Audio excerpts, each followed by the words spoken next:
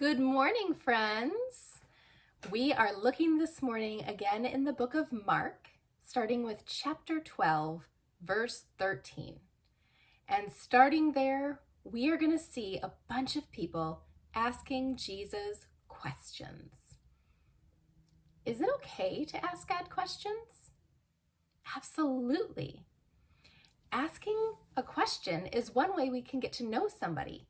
And we should want to know as much about Jesus as we can. So yes, it's definitely okay to ask God questions. But some of these people weren't asking questions so that they could get to know Jesus. Some of them were trying to trick Jesus or trap him. It was kind of like playing the would you rather game. Like, would you rather lick the toilet or chew the gum that you found stuck to the bottom of your desk? There's really no point to asking that question. And there's no good answer. Even if you answered that question for me, I really wouldn't know anything more about you. It wouldn't help me get to know you any better. The only reason for asking that question is so that you and I can both be grossed out. So these people were asking questions of Jesus not to gross him out, but to stir up trouble.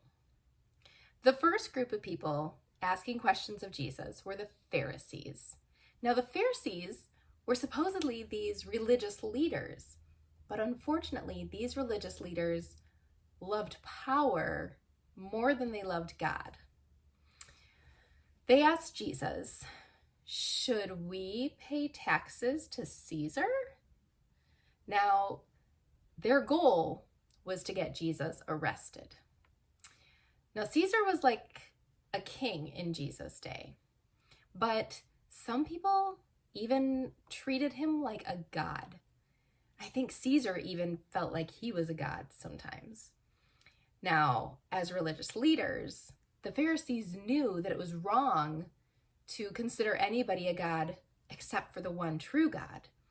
But they also knew that if somebody refused to pay taxes to Caesar, they could be arrested, which was their goal. They were hoping to get Jesus arrested.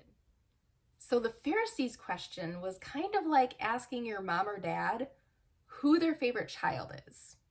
No matter how they answer, somebody's going to get their feelings hurt. Somebody is going to get mad. But Jesus outwitted the Pharisees. He reminded them that Caesar's face was on the coin. He said, give to Caesar what is Caesar's, and give to God what is God's.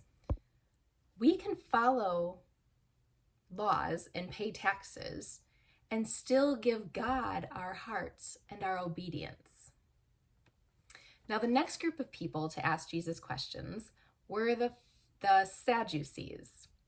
Now, the Sadducees were sad, you see. Get that? They were sad because they didn't believe in the whole Bible as truth. They would take bits and pieces that worked for what they wanted to teach, but they didn't believe in the truth of all of it. They didn't take it seriously.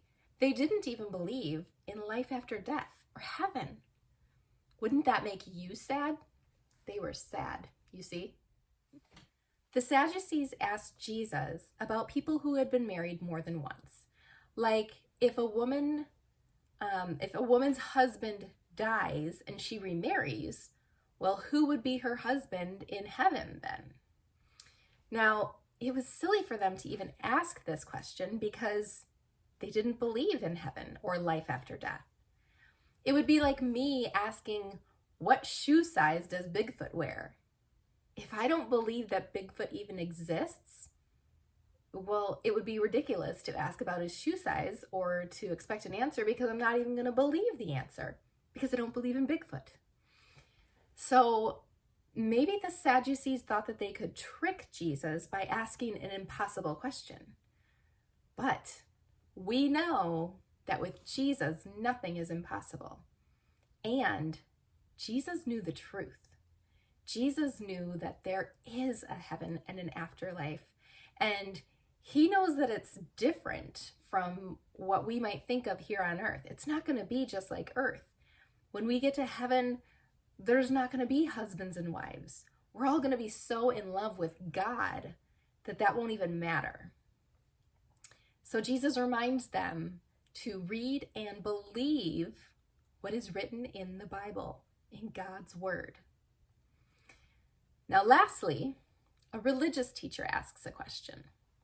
He asks Jesus, which commandment is most important? Wonder if that meant he wasn't going to follow all of them, but just the important ones? But he asked Jesus, which one is most important? So starting in verse 29, Jesus answered, the most important commandment is this: love the Lord your God with all your heart, with all your soul, with all your mind, and with all your strength. And the next one is like it. Love your neighbor as yourself. All right, that's going to be our memory verse for the week. So as the teacher listened to Jesus and heard what he said about the most important commandment, he agreed with him. He said, you're right. There's only one God, and I should love him with all my understanding, with all of my strength, all of my heart, and I should love my neighbor as myself. Jesus realized that the teacher understood what Jesus was saying and was not asking questions to trick him or trap him, but to understand him and know him better. And that's what we should do, friends. We can ask questions too. We can ask questions and look in the Bible ourselves, or ask your grown-up if there's something you don't understand about Jesus or something that you want to know. And your grown-up can help you look in God's word to find the answers. And when you learn the answers, remember that the Bible is true. You can trust it. You can believe what God says in his word. And once you know and believe what God says, then you can better understand him and obey him. And best of all, you will learn how much he loves you, and you will love him more too. So at the end of chapter 12, Jesus is watching people give their offering at the temple. And there's a really good story, and it's super short. It's just the very end of chapter 12. But if you want to know more about that, watch the next link here on Facebook for a short little video about the widow's offering. And I will see you guys next week.